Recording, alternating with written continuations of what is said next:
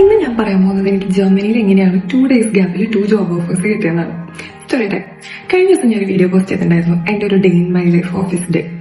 അത് കണ്ടിട്ട് എനിക്ക് കുറെ പേര് മെസ്സേജ് അയച്ചു, എങ്ങനെയാണ് ജർമ്മനിയിൽ ജോലി കണ്ടുപിടിച്ചത്, എനിക്ക് ജർമ്മൻ ലാംഗ്വേജ് അറിയോ, എന്തെങ്കിലും ടിപ്സ് ഷെയർ ചെയ്യാനുണ്ടോ എന്നൊക്കെ വെച്ച് കുറെ മെസ്സേജുകൾ വന്നു. അതിനൊക്കെ ഞാൻ റിപ്ലൈ കൊടുത്തിട്ടുണ്ട്. ഇൻ കേസ് ഞാൻ ആരെങ്കിലും വിട്ടുപോയിട്ടുണ്ടെങ്കിൽ അവർക്ക് വേണ്ടി ഒരു വീഡിയോ ചെയ്യാൻ വിചാരിച്ചു. സോ ഈ വീഡിയോ ചിലപ്പോൾ കുറച്ച് ലോങ് ആവാൻ ചാൻസ് ഉണ്ട്. അങ്ങനെയാണെങ്കിൽ ഞാൻ പാർട്ട് 1 പാർട്ട് 2 ആയിട്ട് അപ്ലോഡ് ചെയ്യാം. സോ ഫസ്റ്റ് ആൻഡ് ഫോർമോസ്റ്റ് ആയിട്ട് നിങ്ങൾക്ക് വേണ്ടത് ജർമ്മൻ സ്റ്റാൻഡേർഡ്സിന് ചേരുന്ന ഒരു CV ആണ്.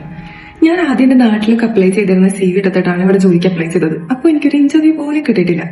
അങ്ങനെ അപ്ലൈ ചെയ്തിട്ട് ഒരു കാര്യമില്ല. അതുകൊണ്ട് നിങ്ങൾ CV എപ്പോഴും ജർമ്മൻ സ്റ്റാൻഡേർഡ്സിന് ചേർന്നതാണോ എന്ന് ഉറപ്പുവരുത്തണം. ഞാൻ യൂട്യൂബൊക്കെ കണ്ട് കുറെ എക്സ്പെരിമെന്റ് ചെയ്ത് കുറെ ട്രയൽ ആൻഡ് എററിന് ശേഷമാണ് എന്റെ ഒരു CV ക്ലിക്ക് ആയത്. ഇനി പോയിന്റ് നമ്പർ 2, എനിക്ക് കുറച്ച് ഇന്റർവ്യൂ കോൾസ് വന്നപ്പോൾ ഞാൻ കണ്ടൊരു പാറ്റേൺ ആണത്. അതായത് ഞാൻ ആദ്യം ഒറ്റ CV വെച്ച് എല്ലാ ജോബിനും അപ്ലൈ ചെയ്യുമായിരുന്നു.